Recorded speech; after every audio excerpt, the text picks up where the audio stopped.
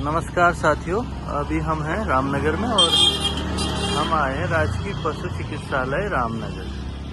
पशुपालन विभाग का एक हॉस्पिटल है और इसकी समय सारणी ये होती है ग्रीष्मकाल में और शीतकाल में। इसका टाइम टेबल यहाँ पर दे रखा है। ग्रीष्मकालीन जो समय है इसका खुलने का 8 से 2:30 बजे तक और शीतकाल में 9 बजे से 3:30 बजे। और गेट के अंदर जाएंगे। पशुपालन विभाग की तमाम योजनाओं की जानकारी यहाँ पर दी गई है। नैनीताल में जो है 28 पशु चिकित्सालय हैं और 94 पशु सेवा केंद्र हैं। एक सचल पशु चिकित्सालय है जिसमें जो विभिन्न योजनाएं चलती हैं, तो इनकी जानकारी यहाँ पर दी गई है। क्या क्या योजनाएं पशुपालन विभाग से संचालित हो रही है, जिसमें से मुख्यमंत्री राज्य पशुधन मिशन, गौपालन, बकरी पालन, बॉयलर फार्म योजना, कुक्कुट वैली योजना, पशुधन बीमा योजना, निराश्रित नर गौवंशी पशु सेवा, गौ सेवा योजना, इस तरह की तमाम योजनाएं हैं। और यहाँ पर जो है अंदर जाएंगे तो ये हॉस्पिटल का एरिया है। यहाँ पर काफ़ी सुविधाएं यहाँ पर हैं। यहाँ पर पशु पालकों की भीड़ रहती है। यहाँ पर डिस्पेंसरी भी है बाहर से और इसमें जानकारी यहाँ पर दी गई है।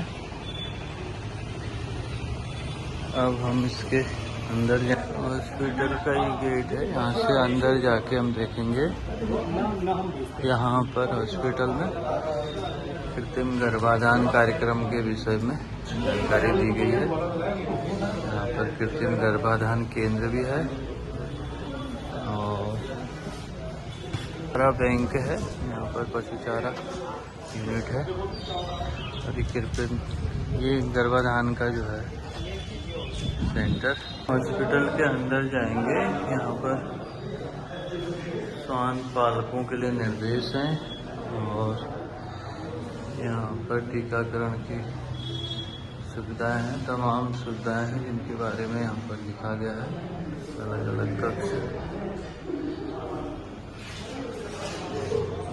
और इसके अंदर जो है हमारे डॉक्टर साहब हैं, उनका कक्ष है। डॉक्टर राजीव कुमार सर हैं, यहाँ पर बैठते हैं। अब हम मिलते हैं यहाँ के डॉक्टर साहब से। डॉक्टर राजीव कुमार सर हमारे बीच हैं और आपसे जानेंगे पशु चिकित्सालय रामनगर में क्या क्या योजनाएं आप संचालित कर रहे हैं। सर नमस्कार। नमस्कार सलमान जी, कैसे हैं आप? बढ़िया सर, आप कैसे हैं? बढ़िया जी। सर ये बताएं, आप इस पशु चिकित्सालय में कब से आप हैं यहाँ पे? सलमान जी, लगभग मुझे 3 साल हो गए। 3 साल। हाँ, इससे पहले मैं काशीपुर में था। वर्तमान में लगभग 3 साल से यहाँ लोक स्तरीय पशु चिकित्सालय रामनगर पर मेरी पोस्टिंग है। जी जी सर, यहाँ पर क्या क्या प्रोग्राम चलते हैं, सरकारी योजनाएं जिनको आप संचालित कर रहे हैं वर्तमान में?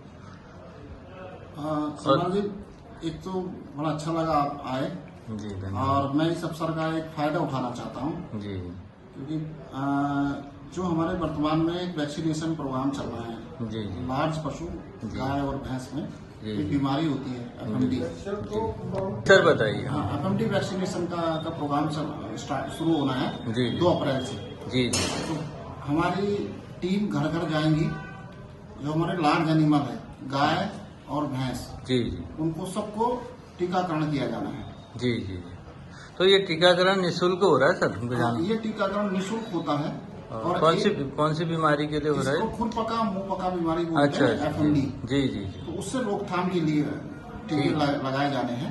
ठीक है सर, ठीक है। इसमें जो सबसे इम्पोर्टेंट बात है जो मैं आपके माध्यम से और लोगों तक, पशुपालकों तक पहुंचाना चाह रहा हूँ जी, कि इस साल से जी सर, जब हमारी टीम एफएमडी का टीकाकरण करने जाएगी जी जी, तो हर एनिमल को जो टीके लगाएंगे, जब उसकी हम ऑनलाइन एंट्री करेंगे जी जी, उसमें हमें उस संबंधित व्यक्ति से ओटीपी लेना है। जी जी, ताकि वेरीफाई हो कि वही व्यक्ति। बिना ओटीपी के उसकी एंट्री नहीं होगी, ये माना नहीं जाएगा कि उसको वैक्सीनेशन हो गया है। ठीक है सर। तो मैं ये रिक्वेस्ट करना चाहता हूँ आपके माध्यम से कि जब हमारी टीम जाए तो कोई भी पशुपालक डरे ना।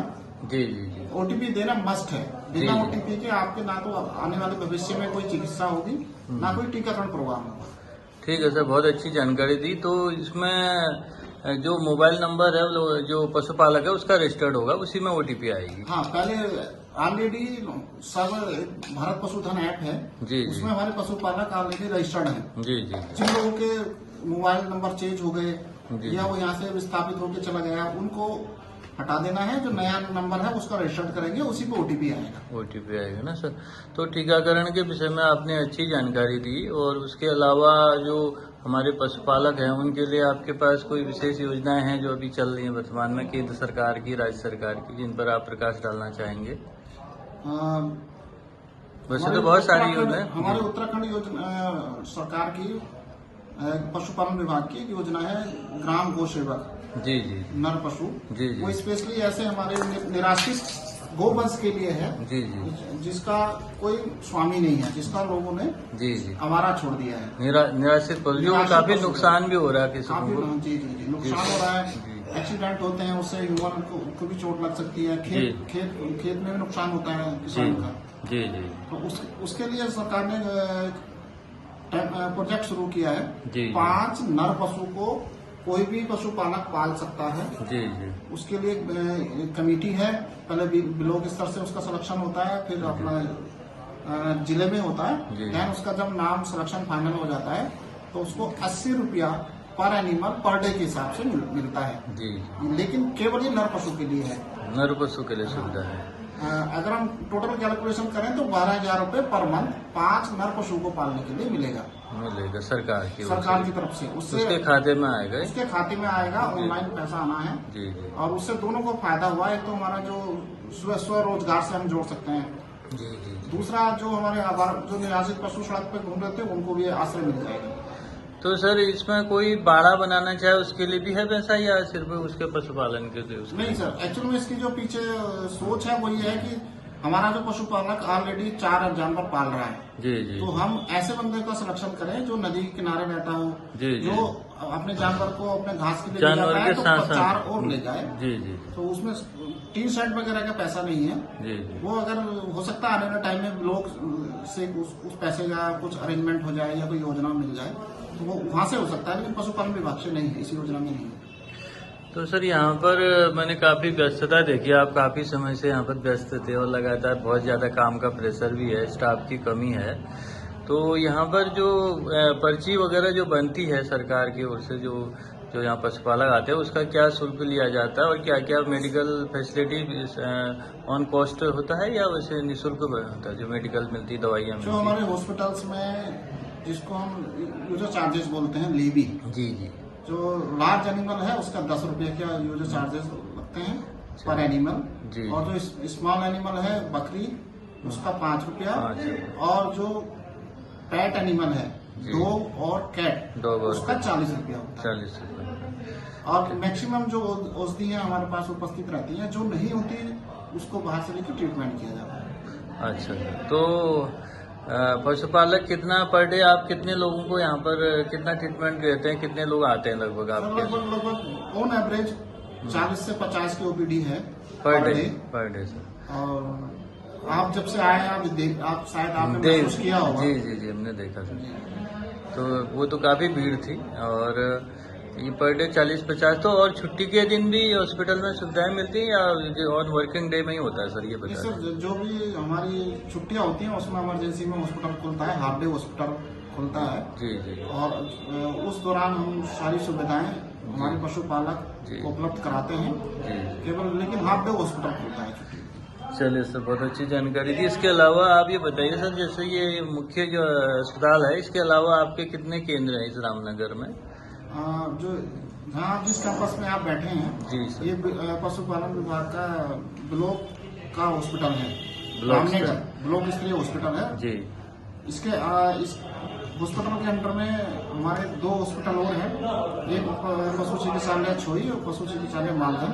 इसके अतिरिक्त 7 हमारे पशु सेवा केंद्र हैं जी जो अलग अलग क्षेत्रों में अपनी सेवाएं देते हैं। जी उनका बेसिकली काम होता है कृत्रिम गर्भाधान करने का, टीकाकरण और प्राथमिक चिकित्सा। जी जी। तो सभी जगह स्टाफ है सर?